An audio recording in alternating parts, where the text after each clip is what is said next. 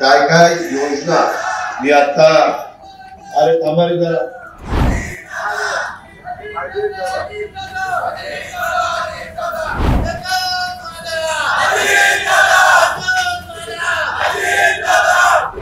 लक्षात आलेलं आहे. बसा जरा. हा वादा कुठं लोकसभेला गेला होता.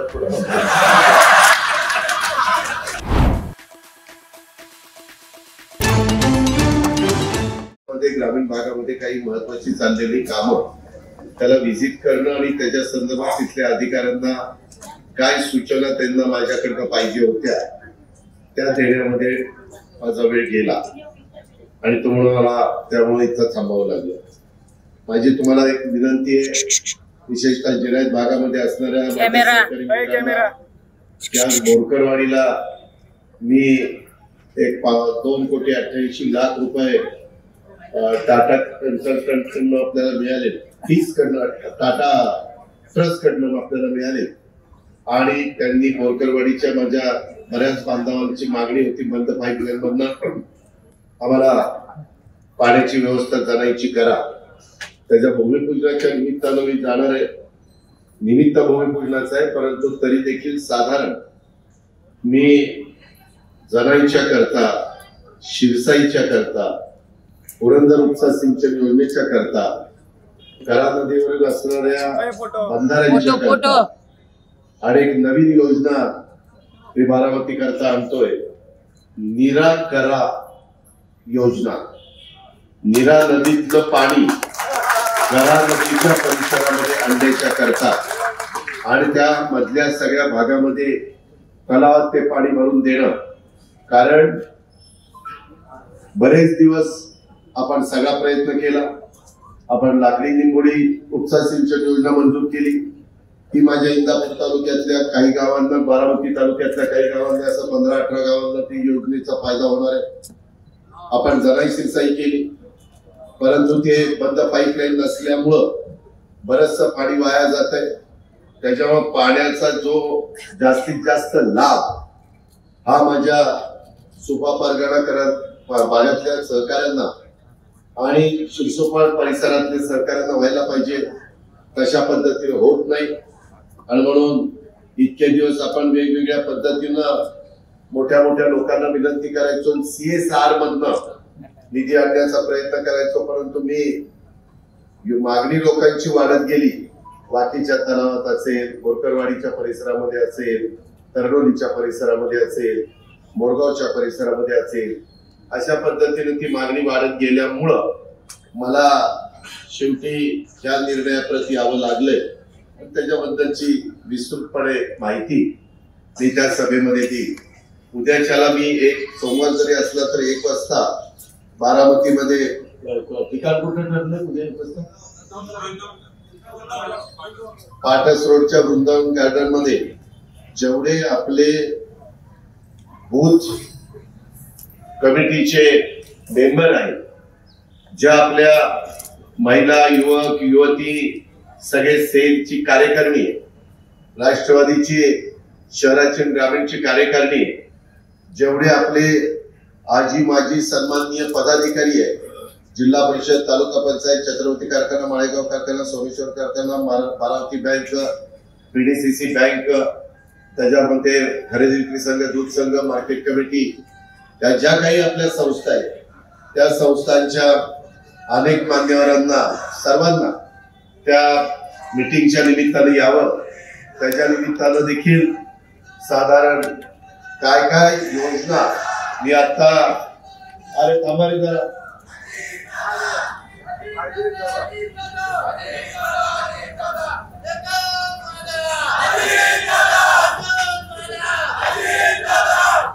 लक्षात आलेलं आहे. बसा जरा. हा वादा कुठं लोकसभेला गेला होता.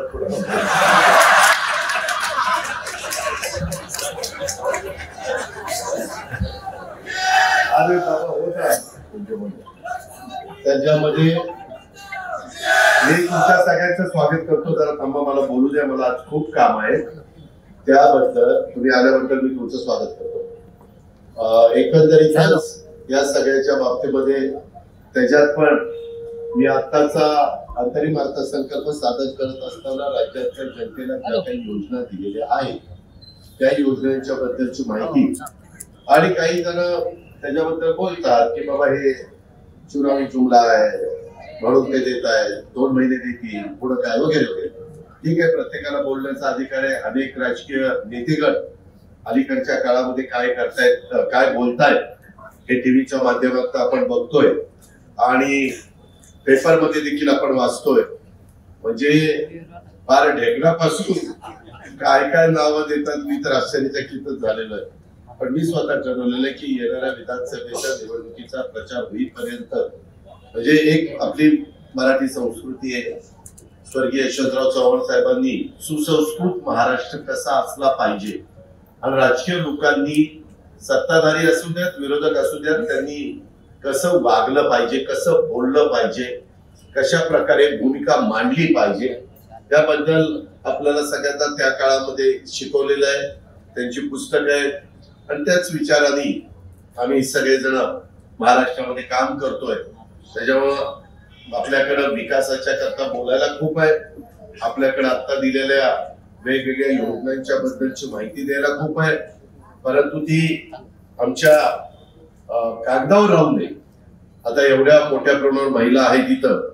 मला आत्ताच बोलत असताना सांगण्यात आलं की दादा आम्ही सगळ्या महिलांनी मिळून महिला अध्यक्षांनी सांगितलं की बरेचसे फॉर्म भरून घेतलेले आहेत. त्याच्यामध्ये 2.5 लाख रुपये उत्पन्न असणाऱ्या कुटुंबातल्या महिलेला दर महिन्याला 1500 रुपये देण्याचा आपण निर्णय घेतलेला आहे. मुख्यमंत्री माझी लाडकी बहीण म्हणून आणि त्याबद्दलच्या योजना त्याच्यामध्ये ते सगळे लाभार्थी कसे बसतील. मी ज्या ज्या भागामध्ये जातोय मध्ये पण मी पारनेर असेल, नगर असेल, त्याचबरोबर श्रीगोंदा असेल या भागामध्ये गेलो होतो. परवा कळवण आणि सुरगाणा तालुक्यांमध्ये गेलेलो होतो आणि अशा प्रकारे त्या महिलांनाही सांगतोय की बाबा तुम्ही अर्ज भरा. त्याच्यातही काही अफवा उठत आहेत. अर्ज भरायचं काम चाललेलं आहे, इथं पण अर्ज भरायचं काम चाललेलं आहे. आता मला सांगण्यात आलं की अजित पवार जाता जाता तिथं भेट द्या. मी जरूर भेट देणार आहे कारण त्या महायुतीच्या योजना आहेत, आपल्या योजना आहेत. त्याचा लाभ समाजातल्या गरीब महिलांना सर्व जाती धर्माच्या त्याच्यात जात हीच महिला ही जात त्याच्यामध्ये बाकीचा कुठली जात म्हणजे आपण वर्गीकरण करतो तसं काही कारण नाही. म्हणून मागासवर्गीय आदिवासी माझ्या अल्पसंख्याक माझ्या बहुजन समाजातल्या माझ्या ओबीसी समाजातल्या माझ्या भटक्या समाजातल्या सर्व घटकांच्या महिलांच्या करता ती योजना आहे आणि त्या पद्धतीनं आपल्याला ती राबवायची. साधारण ह्याच महिन्यामध्ये माझा प्रयत्न आहे आणि ते मी करणारच आहे. मुख्यमंत्री दोन्ही उपमुख्यमंत्री आमची सगळ्यांची बैठक झाली. या महिन्यात जुलैचे 1,500 आणि ऑगस्टचे 1,500 3,000 रुपये त्या महिलेच्या अकाउंटला जो लाभार्थीमध्ये बसू शकते त्यांना मिळणार आहे आणि त्यांनी त्यांच्या स्वतःच्या कामाकरता कारण बऱ्याचशा ठिकाणी घरातल्या खुरपणीला जाणारी महिला असेल, धुणं भांडी करणारी महिला असेल, त्याच्यामध्ये झाडू पोछा करणारी महिला असेल, त्याच्यामध्ये वेगवेगळ्या पद्धतीनं कचरा गोळा करणारी, काचा गोळा करणारी अनेक प्रकार असतात. अशा प्रकारच्या महिलांना पण समाजामध्ये जरा मान सन्मान प्रतिष्ठा मिळण्याच्या बद्दलचा प्रयत्न आपण केलेलाच आहे. आरक्षण देऊ परंतु आर्थिक सक्षम करण्याच्या करता थोडं समृद्ध करण्याच्या करता त्यांना एक कॉन्फिडन्स यावा या दृष्टिकोनातनं आपण ती योजना आणतोय. आज खरं तर मी माझ्याच वाढदिवसाच्या निमित्तानं अनेक कुठे कुस्तीची मैदानं होतात, कुठं कबड्डीची मैदानं होतात, कुठं वृक्षारोपण होतं, कुठं रक्तदान शिबिर अनेक माझे सहकारी घेत असतात, कुठं पुस्तकं वाटण्याचा कार्यक्रम होत असतो, फळं वाटण्याचा कार्यक्रम होत असतो, अनेक प्रकारचे कार्यक्रम होत असतात, वया वाटण्याचा कार्यक्रम होत असतो. परंतु इथं जय असेल, अविनाश असेल किंवा आमचा सुभाष असेल, बाकीचे सगळे सहकारी असतील, त्यांनी सगळ्यांनी एकत्र येऊन 65,000 वृक्ष वाटपाचा कार्यक्रम घेतलाय. बघता बघता याच शहराने याच तालुक्याने एक युवा म्हणून माझ्यासारख्या कार्यकर्त्याला 35 वर्षापूर्वी संधी दिली. साधारण 87-88 ला मी बारामती खरेदी विक्री संघामध्ये बसायला सुरुवात केली, बऱ्याच जुन्या लोकांना आठवत असेल, आणि बघता बघता काळ वेळ कोणाकरता थांबत नसतो, इथपर्यंत काळ वेळ गेला आणि मी आता 65 वर्षाचा झालो आणि माझं मलाच कळेल ना की खरंच एवढी वर्ष गेली का, पण झालंय ते झालंय.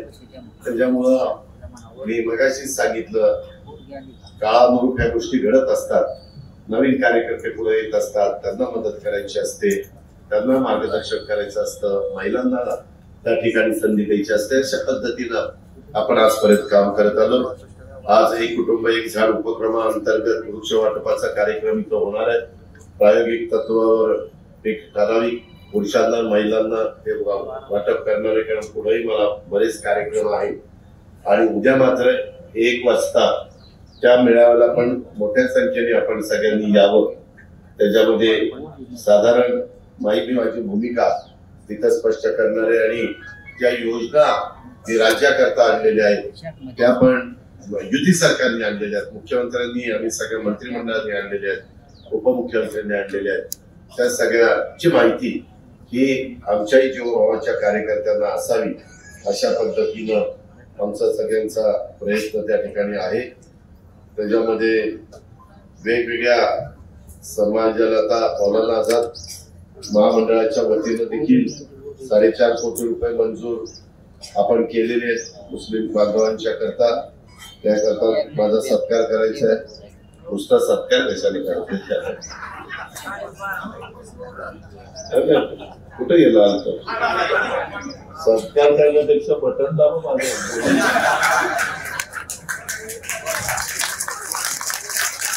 आम्हाला जास्त महत्व देणार नाही, ठीक आहे.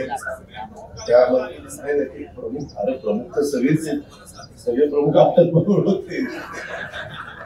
त्यामध्ये आज जो काही वाटपाचा कार्यक्रम होतोय, राष्ट्रवादी काँग्रेस पक्ष बारामती शहरातर्फे एक कुटुंब एक झाड, आणि मी या पर्यावरण प्रेमींचं मनापासून पदाधिकाऱ्यांचं आयोजन करणाऱ्यांचं सगळ्यांचंच मी मनापासून स्वागत करतो, त्यांना धन्यवाद देतो. कारण सतत मित्रांनो आपली बहुतेक बहुतेक इकडच्या भागात कोल्हापूर, सातारा, सांगली, पुणे, नगर त्या भागातली सोलापूर धरणं जवळपास भरलेली. काल नीरा नदीला पण मोठ्या प्रमाणावर आम्हाला पाणी सोडावं लागलं, कारण वरसगाव पाचशेत खडकवासला टेंकर भरलेला. आम्ही सातत्याने नदीकाठच्या लोकांना माहिती देण्याचा प्रयत्न करतोय, काळजी घ्या म्हणून सांगतोय. कालपासून थोडस आम्हाला टेक्स मध्ये होतो, पुणे शहर आणि पुणे ग्रामीण, पुणे शहर आणि पिंपरी चिंचवड इथं पण वर पवना धरण भरलंय, मुळशी धरण भरलंय, वरसगाव पाचशेत खडकवासला टेंकर धरण भरलंय. आणि त्याच्यामुळे आता धरणं भरलेली असल्यामुळे जेवढा पाऊस कॅचमेंट एरियामध्ये धरणाच्या पडतो तो सोडायचं म्हटलं तर मग पाण्याची पातळी वाढते.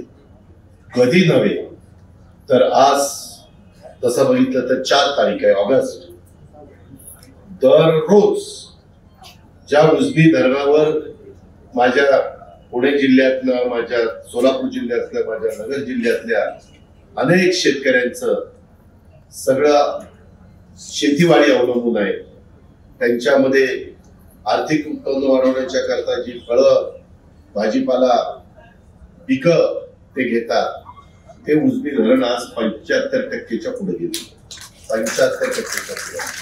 आणि जवळपास पाऊण ते 1 लाख क्युसेसचे पाणी हे आपल्या बंड गार्डन वरून चाललंय. नाही ते सकाळी म्हणजे कालची फिगर होती, आज सकाळी दुबळत का मी 8 वाजताचे फिगर मागितले होते ना. नाजरं कधी नव्हे ते जवळपास 50% आले, नाजरं देखील. आणि उजनी आताच्या घडीला 84% पोहोचले. गेल्या वर्षी आजच्या तारखेला उजनी 5% होतं, आज 84% पोहोचलेलं आहे. आपल्या ज्याच्यावर आपल्या सगळ्यांचं मोठ्या प्रमाणावर शेती अवलंबून आहे त्या गुंजवणी भाटघर, निरम, देवघर, वीर हे गेल्या वर्षी 81-82% होतं, आता 96% झालेलं. आणि त्याच्यामुळं सगळ्या नदीकाठच्या शेतकऱ्यांना काल मी थोडस गाडगेवाडी त्या बाबतीमध्ये कामेश्वर शिरेशने त्या भागामध्ये होतो, तिथं पण मी सगळ्यांना सांगतो, आता पण सगळ्या कार्यकर्त्यांना सांगतो, तुम्ही पण सोशल मीडियाच्या निमित्तानं मी ट्विट पण काल रात्री केलेलं आहे. या पद्धतीची परिस्थिती आहे. गेल्या वर्षी घोड 20% होता, आता 71% आहे. कारण यंदाच्या वर्षी पाऊस काळ चांगला आहे. मुळशी 92% आहे. बाकीची पण धरणं अतिशय चांगल्या स्थितीमध्ये आहे. मी जनाई, सिरसाई, पुरंदर, त्याच्यामध्ये टेंभूर, दाकारी, म्हैसाळ, उरमोडी, जिए काटापूर, विष्णुपुरी ह्या सगळ्या योजना चालू करायला सांगितलेल्या आहेत. आणि आता तर शेतकऱ्यांना वीज बिलच भरायचं नाही 7.5 हॉर्सपॉवर पर्यंत. तोही निर्णय बरेच वर्ष माझ्या मनामध्ये होता आणि त्याला 14,000 कोटी रुपये लागणार होते. मी तुमच्यामुळे मला जो अर्थसंकल्प पाहायला मिळतो, मांडायला मिळतो, त्याच्यामध्ये वेगवेगळ्या पद्धतीनं प्रयत्न करून ते 14,000 कोटी माझ्या आया बहिणींच्या करता वर्षाला 46,000 कोटी अशा पद्धतीनं त्या 2 योजनेमध्येच 60,000 कोटीची जबाबदारी आपण त्या ठिकाणी उचललेली आहे. आणि त्या प्रकारे आपण उत्पन्न पण वाढवण्याचा प्रयत्न करतोय. ते सगळं मी आता उद्या सांगतो, आज तुमचा सगळ्यांचा जास्त वेळ घेत नाही. परंतु धरणाच्या बाबतीमध्ये नोंद आपण सगळ्यांनी घ्यावी. बाबांनो, राज्याच्या विकासासाठी आपला राष्ट्रवादी काँग्रेस पक्ष कटिबद्ध आहे. शिवशाहू फुले आंबेडकरांच्या विचारधारेनं तो पुढे चाललेला आहे. राज्याचा सर्वांगीण, सर्वसमावेशक आणि समतोल विकास करताना हा विकास पर्यावरण पूरक देखील असला पाहिजे याची तुम्हाला मला प्रत्येकाला जाणीव आहे. आणि त्यातूनच आपला पक्ष आणि शासनाच्या माध्यमातून आपण विविध उपक्रम राबवतोय. मी आज सकाळी बिरोबाला पण गेलेलो होतो. त्याच्या आधी कनेरीला पण तिथं 2 तलाव आपण चांगले केलेले आहेत. एका तलावात बोटिंग केलेले, व्यवस्था केलेली आहे, ॲम्फी थिएटर केलेलं आहे, खूप काही गोष्टी केलेल्या आहेत. तुम्ही एकदा जरा पहा जाऊन हे काय केलेलं आहे. तिथेही वृक्षारोपण भरपूर लावलेलं आहे. मध्ये एका कंपनीला विनंती करून त्यांनी CSR मध्ये 1 कोटी रुपयाची मदत आपल्याला त्या बाबतीमध्ये केलेली आहे. अशा पद्धतीनं मोठ्या प्रमाणावर आपण महाराष्ट्राच्या त्यातील शहरांच्या ग्रामीण भागाच्या पर्यावरणपूरक विकासासाठी जे काही राबवण्यात येणारे उपक्रम आहे, आमचा वन विभाग पण त्याच्यात अग्रेसर आहे. आणि या सगळ्यातून वेगवेगळ्या परिवारातल्या, विशेषतः राष्ट्रवादी काँग्रेस पक्षाच्या परिवारातल्या देखील सगळ्यांनी सहभागी झालं पाहिजे. पर्यावरण रक्षणासाठी, वृक्ष लागवडीसाठी आणि त्यांच्या संवर्धनासाठी आपल्या सगळ्या शाळा असतील, महाविद्यालय असतील, सामाजिक संस्था असतील, यांचा देखील पुढाकार हा निश्चितपणे उल्लेखनीय आहे.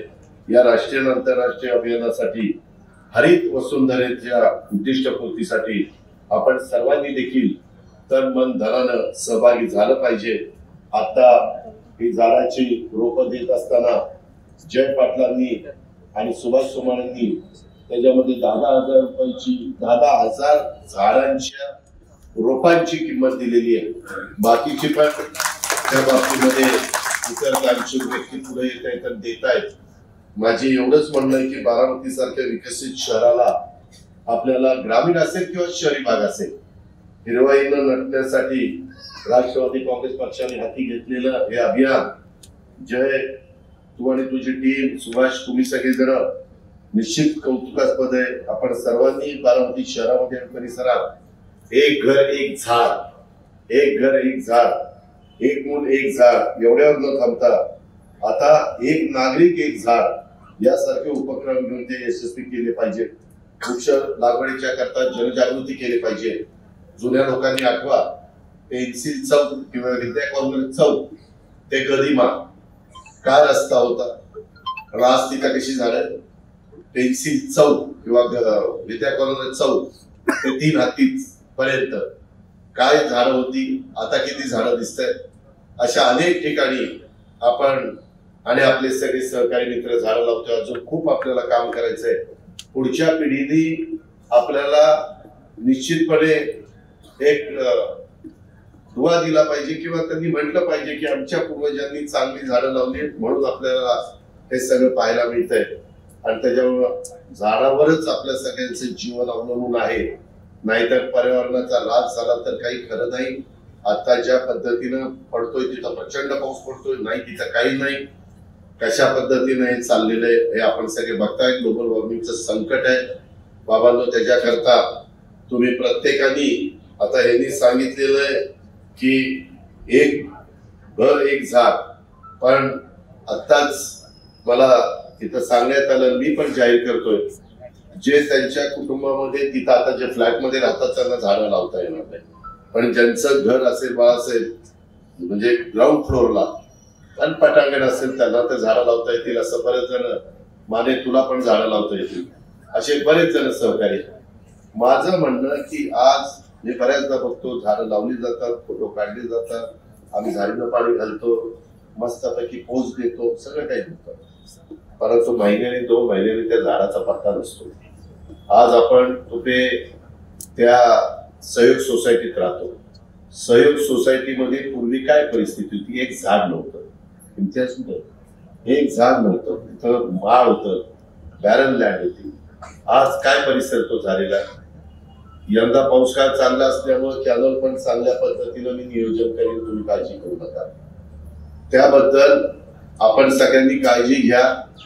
आणि जो आज दिलेली झाडं 5 वर्षभरात ती चांगली झाडं ज्यांची वाढलेली असेल त्याच्यात 5 झाडं ज्यांनी चांगली वाढवली असतील, आता अनेकांनी वाढवली असतील, पण त्यातल्या त्यात ज्यांची चांगली तजेलदार जरा व्यवस्थित हेल्दी अशा प्रकारची झाडं दिसतील त्यांना पहिलं बक्षीस 5,000 रुपये मिळेल.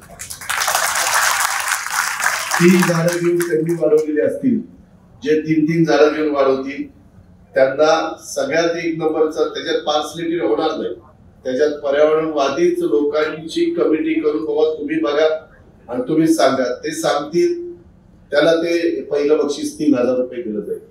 आणि 1 झाड ज्याला कमी जागा असेल त्यांनी लावलेलं असेल त्याच्यात जे हेल्दी असेल त्याला 1,000 रुपयाचं बक्षीस त्या ठिकाणी दिलं जाईल 1 वर्षाने. त्याच्यामध्ये राव माझं मिळेलच पुढे मला माहिती पाणीच नाही मिळालं, काहीतरी गडबड झाली दादा, मी रात्रीतून उठून गेलो राव मी काय करू. ते तसलं काही मी ऐकणार नाही किंवा ही आमची कमिटी ऐकणार नाही. परंतु 5, 3, 1 तुम्हाला ईर्ष्या निर्माण व्हावी. एक त्याच्यातनं आपण का 5,000 रुपये मिळवायचे नाही, त्याच्यातनं अनेक झाडं तुमच्या माझ्या परिसरामध्ये लागावी हा त्याच्या पाठीमागचा उद्देश आहे. आणि आता दिलेली झाडं ही लावून ती वाढवायची, नाहीतर वाढलेली झाडं मला ही सुद्धा केलं एवढं काही मला वेळ समजू नका. मी काही एवढा शुद्ध म्हणत नाही, परंतु म्हणत नाही पण एवढं काही तुम्ही मला मूर्ख समजू नका. तर अशा पद्धतीनं मित्रांनो त्याची नोंद आपण कृपा करून घ्यावी. आणि पुन्हा एकदा हा चांगला कार्यक्रम इथं आयोजित केला. इतर पण बऱ्याचशा गोष्टी आहेत, परंतु मी आता पण बऱ्याच जणांनी बरीच निवेदन दिलेली आहेत. काही निवेदनाच्या बद्दल संबंधितांना ज्या काही सूचना द्यायच्या त्या देण्याच्या करता माझ्या स्तरावर त्या बाबतीमध्ये प्रयत्न केला जाईल. परंतु खरोखरीच काही गोष्टी ज्या आपण आपल्या परिसरामध्ये करतोय, आज पण आपलं इथलं रोकडे आपलं इथलं एक बिल्डिंग जुनी झाली म्हणून अशी मला बिल्डिंग बांधायची ग्राउंड फ्लोअर ते मंजूर झाले का पैसे किती 5 कोटी त्यात होईल का ते, पण सध्या किती लागतील. ही बिल्डिंग काढावीच लागेल का? अरे पण ती पण खराब झाली ना. तेच म्हणतोय ना, इथंही आपलं परवा आपण बघितलं तसं निराकरण खरेदी संघातील पण आता परत बांधायला काढली, तिथेही सेट बॅग बसतोय. आपली पाण्याची टाकी ती इकडं आपला जो आहे म्हणजे वसंतराव पवार नाट्यगृह नवीन करतोय तिथपर्यंत, तिथं आपण पूर्वेकडं बॅक साईड आणि पश्चिमेकडं तोंड करू. एंट्री होताना अशी मुलं येतील आणि आतमध्ये येतील. चांगला एक प्लॅन मी त्या ठिकाणी करतोय त्या ह्याचं उर्दू शाळेचं काय झालं? ते निवेदन देतात, जागाच देत नाही, नुसतं निवेदन काय करतात? जागे पायी किती दिवस झाले पैसे येऊन शाधिकारण झाला, परंतु हे आपलं राहिलं. मी काय मार्गदर्शन करणार आहे? मला करायचंय ना, पण ते तिथं कुणाची वक्फ बोर्डाची का काहीतरी जमीन आहे ना, त्याबद्दल मी तुम्हाला सांगितलं होतं वक्फ बोर्डाची बोला. अहो शेवटचा टप्पा किती वर्ष आहे तो शेवटचा टप्पा. त्यामध्ये मी स्वतः एकदा वक्फ बोर्डाच्या एमडीशी बोललेलं, चेअरमनशी बोललेलं, त्यांना मी सांगितलेलं की ते द्या. मी ती साईट पण जाऊन बघितलेली, तिथं काही लोकांचं अतिक्रमण पण आहे. माझी करायची तयारी. पैसे इथं येऊन नगरपालिकेमध्ये पडले, त्याला पैसे आले का? किती आले? 3 कोटी आले. म्हणजे बाकीच्या शहरांमध्ये गावांमध्ये पैसे मिळत नाही म्हणून वाट बघत बसतात, आमच्याकडे पैसे येऊन तिथं पडतात. तरी आपल्यात एक म्हणतात, जिथं पिकतं तिथं विकत नसतं, त्यातला प्रकार आहे. ठीक आहे, हरकत नाही, लोकशाही आहे. तर या पद्धतीनं अजूनही त्याबद्दल प्रयत्न करा. मी माझी जबाबदारी पार पाडायला तयार आहे. तिथं कुठं कसूबार देखील कमी पडणार नाही, त्याबद्दलची खात्री आणि विश्वास देतो की वृक्ष लागवड उपक्रमाची लोक चळवळ व्हावी अशी आमची सगळ्यांची इच्छा आहे. माझी तुम्हालाही विनंती की कधीतरी कनेरीला इकडे जात असताना आमचा जवळचीवरून लाकडी दिलगोडीला जो रस्ता जातो तिथून पुढे गेलं किती पावळे, कधीतरी त्या भागात जाऊन बघा. आज मी सकाळी गेलो होतो, तिथं झाडांवर जिवंत मोर बसलेले होते. मोर 3-3, 4-4 मोर असे झुपकेबाज बसलेले होते. इतके पक्षी, इतक्या वेगवेगळ्या प्रकारे तिथल्या परिसरातले राहणारे प्राणी, आणि झाडं पण फार छान लागली. आणि तिथं काही बोटिंग करता पण केलेलं आहे. थोडस साहसी खेळ, ऍडव्हेंचर गेम्स हे पण फार छान केलेले आहेत. जरा स्थानिकांनी पण जरा दाखवत टीव्हीला असं चाललंय.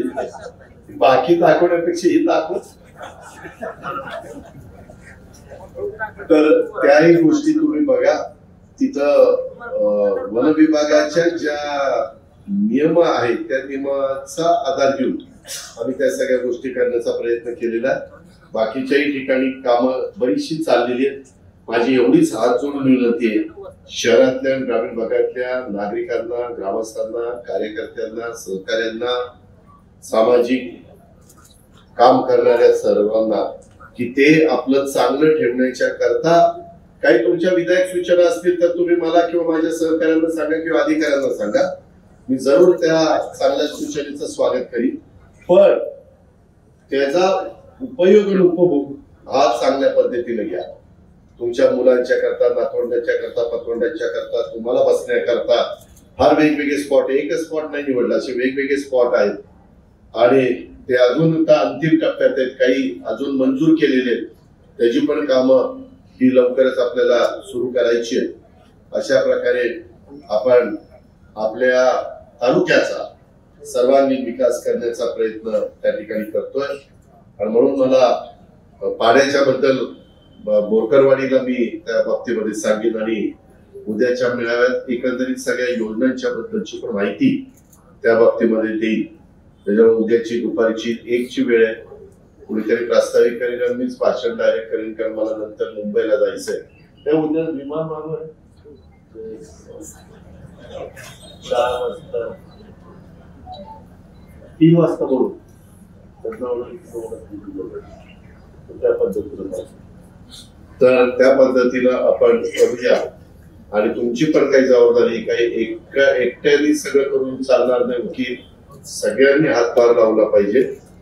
आणि त्या पद्धतीनं ठीक आहे, कोणाकोणाची राजकीय विचारधारा वेगळी असेल, मला त्याच्याबद्दल काही बोलायचं नाही. ते लोकशाही आहे, ते संविधान, बाकीच्या सगळ्या बाबी आहेत. पण एक सगळ्यांनी मिळून त्याच्यामध्ये सर्व राजकीय पक्षाचे सहकारी असतील किंवा जे ज्यांना कुणाला ते करण्यामध्ये समाधान मिळतं, आनंद मिळतो, त्या सगळ्यांनी त्याच्यामध्ये भाग घ्यावा अशा प्रकारची विनंती मी आपल्याला सगळ्यांना या निमित्तानं करतो. महिलांना जाता जाता सांगतो, कुठं इंग्रजीमध्ये फॉर्म भरा नाही तर मिळणार नाही, अमकं नाही तमकं नाही, अशा बऱ्याच तुम्हाला गोष्टी सांगितल्या जातात. पण पिवळं रेशन कार्ड आणि केशरी रेशन कार्ड हे ज्या भगिनीकडे आहे त्यांना तुमच्या घरामध्ये त्या बाकीच्या 21 ते 65 ते वयोगट वगैरे सांगितलेले ते बसत असेल तर कुठली काही अडचण येणार नाही. माधी तो फॉर्म इंग्लिश शिवाय स्वीकारला जात नव्हता, परंतु आता मराठीमध्ये देखील आपण केलेला आहे. त्याच्यावर मराठीत पण अर्ज करता येऊ शकतो, फॉर्म स्वीकारला जाऊ शकतो. खूप मोठी योजना आहे, 2.5 कोटी महिला डोळ्यासमोर ठेवून केलेली आहे. त्याकरता काही थोड्या त्रुटी त्रास होईल, थोडासा तेवढा सहन करा, परंतु नंतर ते डायरेक्ट डीबीटी म्हणजे तुमच्या अकाउंटला पैसे जाणार आहेत, मध्यस्थी वगैरे कुणी नाही. मागे ते संजय गांधी निराधार आमचे तहसीलदार द्यायचे ना, मागे तहसीलदार, परंतु ते आम्ही बंद केलं, तिथं पण आम्ही डीबीटी आणलं. तशा पद्धतीनं महिलांचे त्यांच्या घराच्या जवळ ज्या बँकेचे अकाउंट असतील त्या अकाउंट नंबरला पैसे त्या ठिकाणी जातील. पण ते तुमच्या करताय, तुम्हाला जे योग्य वाटतं तसा खर्च तो करायचा. कारण घरात तुम्ही तुमचा संसार करताना, कुटुंब चालवत असताना माझी माय माऊली तिच्या स्वतःच्याच पोटाला चिमटा काढते, चिमटा घेते आणि बाकीच्यांना देण्याचा प्रयत्न करते. असं अनेक कुटुंबामध्ये मी गेले अनेक वर्ष पाहत आलेलो आहोत. आणि म्हणून फार विचारपूर्वक अशी योजना आणलेली आहे. अशा प्रकारच्या योजना देशामध्ये आहेत. मध्य प्रदेश सरकारने ती राबवलेली आहे, इतर सरकारने पण वेगवेगळ्या पद्धतीने राबवली. त्यामुळं ही माझ्या बहिणींच्या करता, माझ्या मायबाऊलींच्या करता, माझ्या मुलींच्या करताची योजना आहे. आणि तुम्हालाही माहिती, मी शब्दाचा पक्का आहे. हा अजितदादाचा वाद आहे की मी कधी थांबवणार नाही. थांबवायची नसेल, ती पुढे कंटिन्यू चालू ठेवायची असेल तर महायुतीच्या उमेदवारांचं बटन मात्र दाबावं लागेल. मी तुम्हाला कोड्यात टाकतो असं नाही, तो तुमचा अधिकार आहे, पण सांगतोय कारण ते समोरचे आधीच आमच्यावर टीका करायला लागले, काही करायला लागलं, काय एवढं काही शक्य आहे का आमच्या एका. अरे बाबा नो, मी 10 वर्ष अर्थसंकल्प सांभाळलेला आहे आणि माझ्या नेतृत्वाखाली चाललेल्या कुठलीही संस्था तुम्ही त्या बाबतीमध्ये आज राज्य सहकारी बँक घ्या, माझ्यावर आरोप झाले, ते सहन केले, माझी बदनामी झाली, माझ्या वाटेल तशा पद्धतीने केसेस लागल्या, परंतु तीच राज्य सहकारी बँक आज 600 ते 700 कोटी रुपये नफ्यामध्ये. आज तुमच्या सगळ्यांची जिल्ह्याची पुणे जिल्हा मध्यवर्ती सहकारी बँक. तुम्ही मला ज्यावेळेस तिथं पाठवलं त्यावेळेस डिपॉझिट काय होतं, 90-91 ला तुम्ही मला पाठवलं होतं. आज डिपॉझिट काय आहे आणि बँक कशा परिस्थितीत आहे त्याची माहिती तुम्ही रणजित तावरे, दत्तोबा येळे आणि समाज जोडकरांना विचारा, किंवा दिगंबर दुर्गाडे आणि सुनील चांदेरीला विचारा, किंवा दत्ता भरणे, रमेश आप्पा, कुणाला विचारा. त्याचबरोबर आपला माळेगाव कारखाना, आपला सोमेश्वर कारखाना, आपली खरेदी विक्री संघ, आपला दूध संघ, आपली मार्केट कमिटी, आपली बारामती बँक पण मधल्या काळामध्ये अडचणीत होती, परंतु त्या अडचणीतून आता बाहेर काढलंय. थोडं कडक वागावं लागलं, कठोर वागावं लागलं. ती भूमिका आमची अजिबात नव्हती, परंतु नाईलाज होता. वसुली झाल्याशिवाय बँक उर्जित अवस्थेला येऊ शकत नव्हती आणि ती पण आणण्याचं काम आपण तिथल्या संचालक मंडळाला विश्वासामध्ये घेऊन, तिथल्या अधिकारी कर्मचाऱ्यांना विश्वासामध्ये घेऊन केलंय. त्याच्यावर आर्थिक शिस्त ही मी पहिल्यापासून माझ्या अंगवाणी आहे. जसं मी स्वच्छतेचा भोक्ता आहे तसं मी आर्थिक शिस्त पाळणार आहे. मध्ये मध्ये तुम्ही पेपरलाही बातमी वाचल्या असतील की बाबा अजित पवारांनी ह्या गोष्टीला थोडस सबुरीने घ्या सांगितलं. मी माझ्या करता नाही सांगितलं, कारण मला आज अर्थसंकल्प सादर करत असताना 2.5 ते 3 लाख कोटी हा पगारावर, हा पेन्शनवर आणि हा व्याज, घातलेल्या कर्जाचं व्याज देण्याच्या करता पैसा खर्च करावा लागतो, जवळपास इतका लाख कोटी. त्याच्यामुळं सर्व विचारपूर्वकच आपण ही योजना दिलेली आहे आणि ती कायम पुढं माझ्या बांधवांना देखील, भावांना देखील वीज माफीची ती कायम मी त्याची ऑर्डर पण 5 वर्षाची काढलेली, तुम्ही महावितरणला विचारा. आता पहिल्यांदा आम्ही 3 वर्ष झाली की पुन्हा जरा तपासणार आहे की काही त्याच्यामध्ये गडबड आहे का, पण त्याशाही पद्धतीची. आणि बऱ्याचदा आपल्याला त्याचा त्रास व्हायचा बिलाचा, आणि कलेक्शन खोटे जायचे, माझ्या बांधवांना आकडे टाकावे लागायचे. मग आकडे टाकताना बऱ्याचदा कुणाला शॉक बसायचा, कुणाला काय व्हायचं, आणि त्याच्यामध्ये देखील अनेकदा बरं वाईट त्या ठिकाणी व्हायचं. असू दे, पावसाची गरज आहे, काही एवढं जास्त भिजत नाही. त्यामध्ये आपल्याला एवढंच सांगायचं की अशा या सगळ्या योजना आहेत. उद्याच्याला अधिकच बोलेन. आज मैत्री दिन आहे. मैत्री दिन म्हणजे मित्राचा पण मैत्रिणीचा पण. सगळ्यांना मैत्री दिनाच्या मनापासून शुभेच्छा त्या ठिकाणी देतो. आणि पुन्हा एकदा हा एक चांगला कार्यक्रम. आणि झाड लावा बरं का, इथून घेऊन कुठेतरी हे करू नका. तजेलेदार नारळाची झाड आहेत, तजेलेदार आंब्याची झाड आहेत, तजेलेदार पेरूची झाड आहेत, तजेलेदार चिकूची झाड आहेत.